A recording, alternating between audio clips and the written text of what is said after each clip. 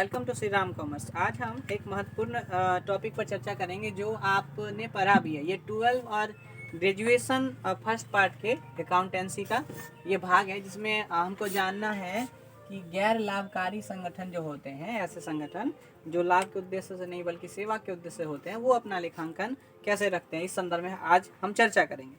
तो चलिए शुरू करते हैं। बने रहिए, आप लोग पूरा वीडियो देखिए और अपना नॉलेज गैर व्यापारिक संस्था के संदर्भ में विकसित करिए। ऐसी बहुत सारी संस्थाएं हैं जो हमारे आसपास काम करती हैं, जिसका उद्देश्य लाभ कमाना बिल्कुल नहीं होता है। उसका उद्देश्य केवल सेवा होता है। जैसे कि सेवा देने वाले संस्थानों में आपका ये अस्पताल है, अनाथालय है, वृद्धाश्रम है, औषधालय है और सारी चीज़ें। शैक्षणिक संस्थान में आपका विद्यालय है, महाविद्यालय है, विश्वविद्यालय है। धार्मिक संस्थान की बात करें, मंदिर, मस्जिद, गिरजाघर, गुरुद्वारा वगैरह। इस तरह से बहुत सारे मनोरंजन समितियां होती है, विविध संघ हैं, डॉक्टर, इंजीनियर, राजनीतिक दल, बहुत सारी ऐसे संस्थाएं हैं जो लाभ कमाने के उद्देश्य नहीं बल्कि सेवा के उद्देश्य से चलाई जाती। अब चलिए टॉपिक पर बढ़ते हैं। हमारा पहला टॉपिक है व्यापारिक संस्था क्या होता है। तो ऐसी संस्था जो लाभ के उद्देश्य से, यानी जिसका उद्देश्य लाभ अर्जन करना, जिसका उद्देश्य लाभ कमाना होता है, ऐसी संस्थान को हम कहते हैं व्यापारिक संस्थान। इसके कई प्रारूप हैं जिसको आपने पढ़ा है। जैसे ये एकाकी व्यापार हो सकता है, हम मिल करके साझेदारी चला सकते हैं, कंपनी बना सकते हैं, आप सहकारी समितियां चला सकते हैं। तो ये सब जो आती हैं वो व्यापारिक संस्थान में आती हैं, जिसका उद्देश्य लाभ कमाना होता है। वो वस्तुओं और सेवाओं को बेचकर लाभ कमाती है ऐसी संस्थाएं। उसमें सोल ट्रेड हो सकता है, पार्टनरशिप हो सकता है, कंपनी हो सकती है, अथवा कॉर्पोरेशन वगैरह, कोऑपरेटिव सोसाइटी हो सकती है। और इसके अपोजिट, जस्ट अपोजिट आप आ जाइए गैर लाभकारी संस्थान में।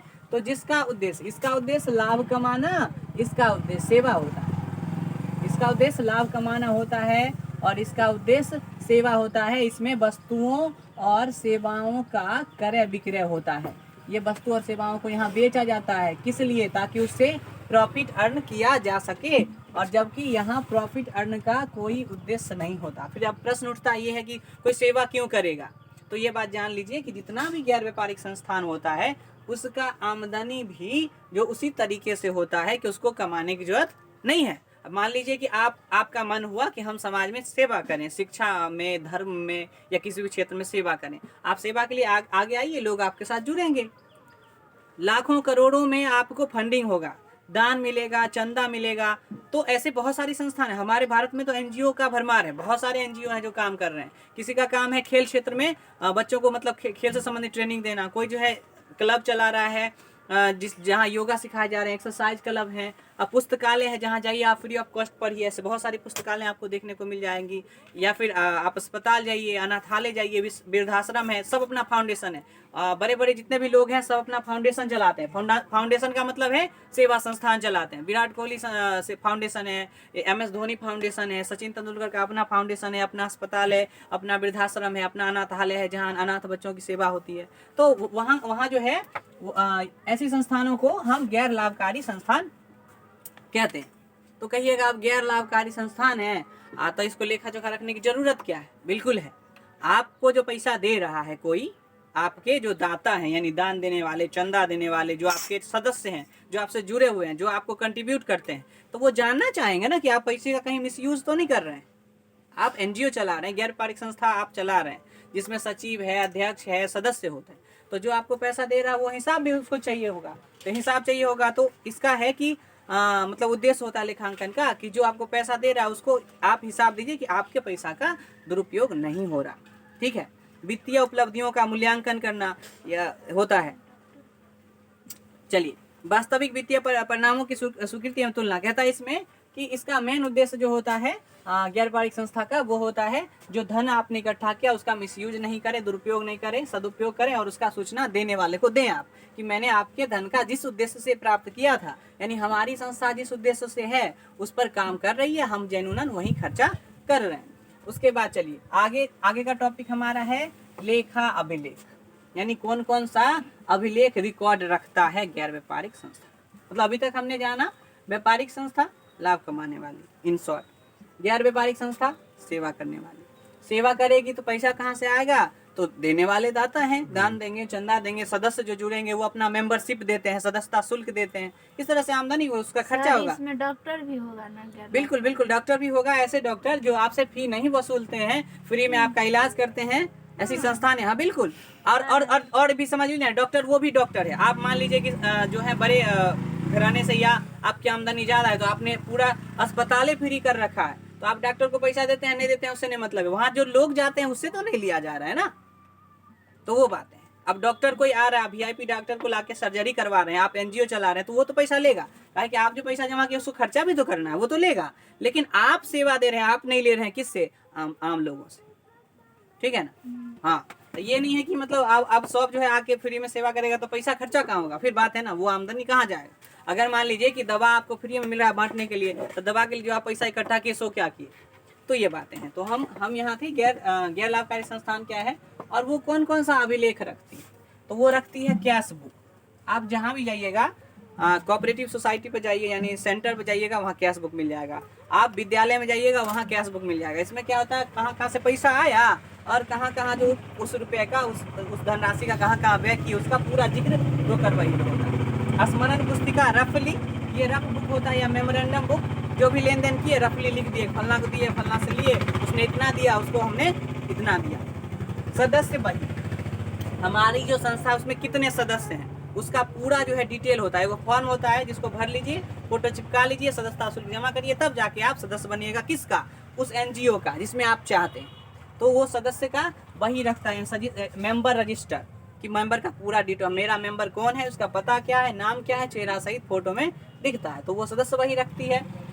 स्टॉक रजिस्टर, स्टॉक रजिस्टर अगर किसी सामान का है तो उसके संबंधित स्टॉक रजिस्टर रखता है। मान लिया आप जिम खाना एनजीओ खोलें, तो जिम खाना में सर आप जिम करने वाले तो मशीनरी लाएंगे ना, तो कौन कौन सा मशीनरी लाए। या मान लीजिए कि आप पुस्तकालय है, तो पुस्तकालय में कौन बुक लाए, कितने रुपए का लाए, किस राइटर का लाए, तो रखिएगा तब ना बाद में मिलाइएगा। कि ऐसा नहीं कि कोई बुक आया पढ़ते पढ़ते ले गया, पता चला बाद में मिलाए तो 100 बुक खरीद के लाए और 5 महीना के बाद 5 गो बुक बचल। तो इसलिए स्टॉक रजिस्टर रखा जाता है। वेतन और मजदूरी का पुस्तक रखा जाता है कि किसको कितना हम वेतन दिए, किसको हम कितना मजदूरी दिए, इसका इसमें लेखा होता है। अब चलिए वित्तीय विवरण में आप व्यापारिक संस्था पे दिमाग लगाइएगा। तो आपने पढ़ा होगा इसके लिए हम क्या बनाते हैं, इसके लिए हम बनाते हैं ट्रेडिंग अकाउंट, व्यापारिक खाता बनाते हैं ना, या मैन्युफैक्चरिंग अकाउंट, पीएल अकाउंट, लाभ हानि खाता। इसका वित्तीय विवरण है किसका? व्यापारिक का। व्यापारिक संस्था बनाती है ट्रेडिंग अकाउंट, पीएल अकाउंट और चिट्ठा। सर मैन्युफैक्चरिंग अकाउंट तो मतलब मैन्युफैक्चर, देखिए व्यवसाय दो तरह का होता है। एक होता है मैन्युफैक्चरर यानी जो उत्पादन हो रहा है जिसको उद्योग हम कहते हैं, और एक होता है ट्रेडिंग। तो जो बनाता है या बनाने का मतलब मैन्युफैक्चर करता है, बना रहा है। जैसे हम ये मार्कर को खरीद के बेच रहे हैं तो वो ट्रेडिंग हुआ। ये मार्केट कहीं बनियो तो रहा होगा, तो वो मैन्युफैक्चर है तो वो मैन्युफैक्चरिंग अकाउंट बनाता है। हम ट्रेडिंग अकाउंट बनाएंगे और जो बनाएगा वो मैन्युफैक्चरिंग अकाउंट बनाएगा। सिंपल बात है। तो ये हम व्यापारिक संस्था पर थे। व्यापारिक संस्था ट्रेडिंग अकाउंट बनाती है, पीएल अकाउंट बनाती है और बैलेंस शीट बनाती है। जबकि गैर व्यापारिक संस्था जो बनाती है वो प्राप्ति और भुगतान खाता, कहाँ कहाँ से प्राप्त हुआ, दान है, चंदा है, या फिर कोनो मैच करवाए, कोनो शो करवाए, उससे चैरिटी शो वगैरह होता है ना। बड़े बड़े जो स्टार होते हैं फ्री में क्या करता है, आता है शो करता है एनजीओ के लिए। मान लीजिए ये एनजीओ के ऑनर हैं, उन्होंने क्या किया, अरिजीत सिंह को बुलाया। अरिजीत सिंह भी सब समाज सेवा करता है, जो उस लेवल पर है समाज सेवा करता है। वो भी कहता है ठीक है आपके लिए हम चैरिटी शो करेंगे। आएगा तो जो उनके शो में आएंगे उनके लिए उनसे जो शो देखने आएंगे उससे फीस लिया जाएगा, तो फीस चैरिटी शो हुआ। यानी कहाँ कहाँ से पैसा आया और कहाँ कहाँ हमने भुगतान किया, इसका वही होता है। ये हमको बताता है कि हमारे पास कितने रोकर बचल है।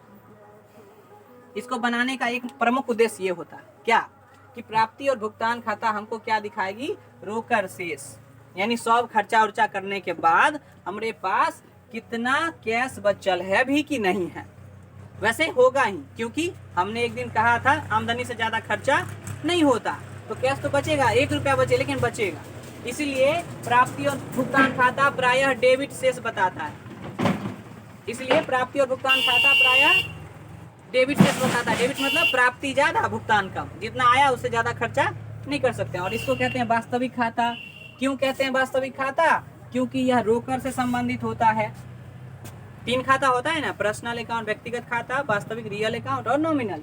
पर्सनल जो होता है किसी संस्थान व्यक्ति से संबंधित होता है, और रियल जो होता है वो होता है संपत्ति से संबंधित। तो ये भी तो कैश तो संपत्ति है, तो ये कैश संपत्ति से संबंधित है, इसलिए यह है वास्तविक खाता। ठीक है। और इसके बाद आय व्यय खाता होता है, जिसमें आय और व्यय का लेखा होता है। ये एक नाम मात्र खाता है। क्यों? क्योंकि ये आय और व्यय से संबंधित होता है। ठीक है, इसलिए ये नाम मात्र खाता है। ये हमको बताता क्या है, या तो ये अधिशेष बताएगा सरप्लस, कि सर आपका जो खर्चा है वो आमदनी से कम है, तो अधिशेष हो गया, अधिशेष बताएगा। या फिर आपको बताएगा ये आप में कमी क्या आया, कमी माने डिफिसिट, आपका जो खर्चा है आमदनी से ज्यादा हो गया, ये बताएगा आय व्यय खाता। और चिट्ठा से तो आप परिचित हैं। चिट्ठा एक वित्तीय विवरण होता है, एक ऐसा विवरण जिसमें संपत्तियों का लेखा होता है एक तरफ, दूसरी तरफ पूंजी निधि और दायित्वों का लेखा होता है। दायित्व मतलब बाकी किस किस को चुकाना है, संपत्ति मतलब वो सारी संपत्तियां भी होती हैं, फिक्स्ड एसेट, करंट एसेट और नॉमिनल एसेट, यानी कि नाम मात्र की संपत्ति। तो इस तरह से ये तीन खाता गैर व्यापारिक संस्था तैयार करती है। अब देखिए, इन शॉर्ट अगर कहें तो गैर व्यापारिक संस्था जो लाभ नहीं कमाने वाली संस्था, ठीक है, जिसका आमदनी का हो तो चंदा दान प्रमुख होता है, सदस्यता शुल्क होता है, कोई ट्रेनिंग करने आया है तो प्रशिक्षणार्थी शुल्क होता है, ये सभी।